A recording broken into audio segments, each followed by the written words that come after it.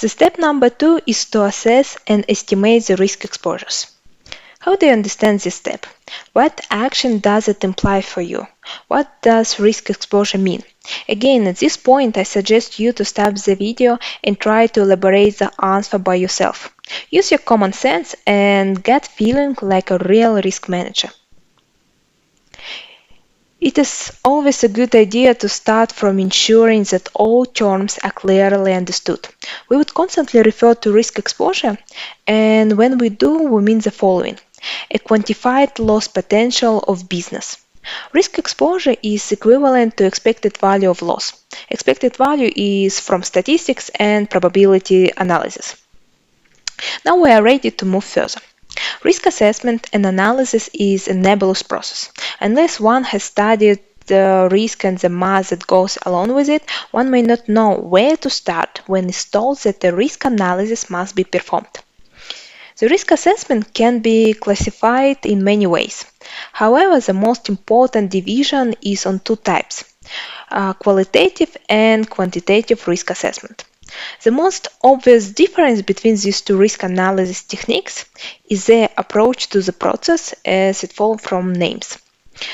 A qualitative risk analysis prioritizes the identified risk using a predefined rating scale. Risk will be scored based on their probability or likelihood of occurring and the impact on the objectives should they occur.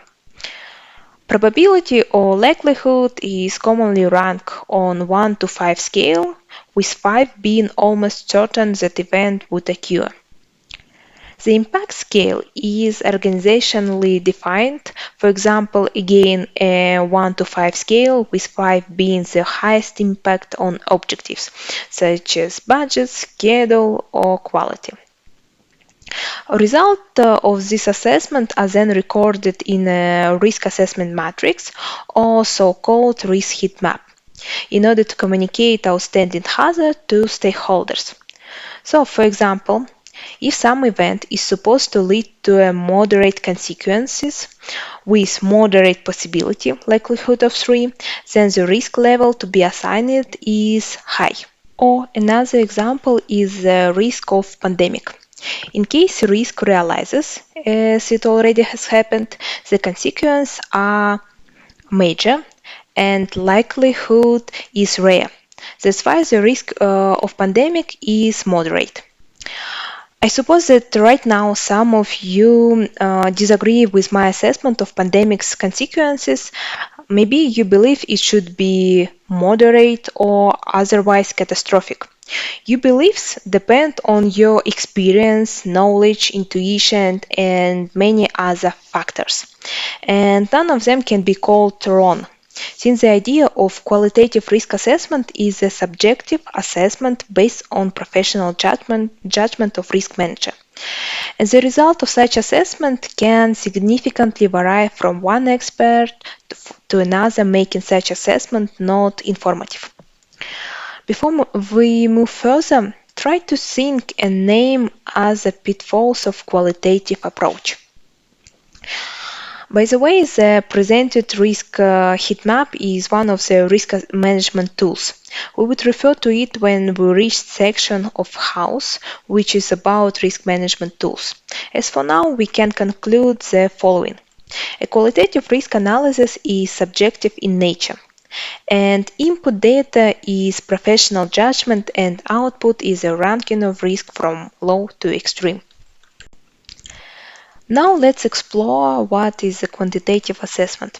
A quantitative risk analysis is an analysis of the risk during which a numerical or quantitative rating is assigned in order to develop a probabilistic analysis of the objectives.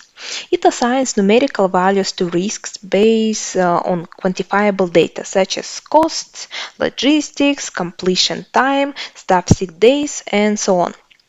So what does it mean? In simple words, it means that we need to do the same as we have done under qualitative assessment. However, using not professional judgment but numbers instead, statistical data, of course with some specifics. It's better to explain on the example. Do not forget that we start risk assessment after we have identified risks. So assume we identify the risk of IT systems downtime. Quick note: downtime is used to refer to periods when a system is unavailable. The unavailability is the proportion of a time span that a system is unavailable or offline. This is usually a result of the system failing to function because of an unplanned event or because of routine maintenance planned event. So in our case, we consider unplanned downtime. Now, the process of quantitative risk assessment can be summarized as following. First, determine the exposure factor, the key risk-causing factor that contributes to the risk realization. For downtime, such factor can be an equipment failure, sometimes it happens equipment just breaks, or cyber attack. Hackers can infiltrate system and shut down applications. For our example, let's assume that downtime can be caused only by a cyber attack. Next, calculate the single loss expectancy. It means to evaluate the size of loss in case of one-off risk realization. So, in case of cyber attack and system going downtime, the following loss can occur. The customer cannot reach the system and do purchases, or the system needs unplanned maintenance work after downtime. For example, let's assume that only loss associated with downtime is later one. Next, calculate the likelihood of occurrence for a given period. It means to evaluate how many times the risk is going to realize over some period. It's always important to keep in mind time frames. So, assume that the cyber attacks happen randomly twice per year. Of course, it's not so simple on practice. It's a calculation of a certainty side of the risk. Next, we are moving to an effect part. Calculate the loss expectancy for a given period. In step 2, we calculate the effect for one-time risk realization. Now we need to combine it with the step 3 and get the full size of effect. Now let's add some numbers. First, exposure factor is a cyber attack. Next, single loss expectancy is an unplanned maintenance work after downtime, let's say $10,000. Likelihood of occurrence for a given period is twice per year, and with simple math, loss expectancy for a given period is a product of single loss expectancy and likelihood of occurrence for a given period. So it is $10,000 multiplied by 2 and is $20,000. Comparing this outcome with the outcome of qualitative assessment, which was classification as a high risk, the result of the quantitative assessment is much more preferable. A quantitative risk analysis is considered to be objective, since the input data is numbers, statistical data. Output is the size of potential loss expressed in dollars or other units, something tangible. But is it really so objective as advertised? Have you noticed how many times I said assume? At each step, at least once. Although the quantitative approach seems straightforward at first, it requires a lot of assumptions and professional judgment as well. For example, likelihood of occurrence. Even if the complete and accurate data is really available, which is rarely the case, the risk manager needs to decide on the methods of calculation. If statistical, then use a normal or Poisson distribution, normalize data or take it as a given, and so on. Moreover, I said that the input for quantitative assessment is data. But what is about cases when there is no available data, like risk of pandemic? Before COVID-19, there have been no data to quantify this risk. Actually, even now, there is no data to do the assessment.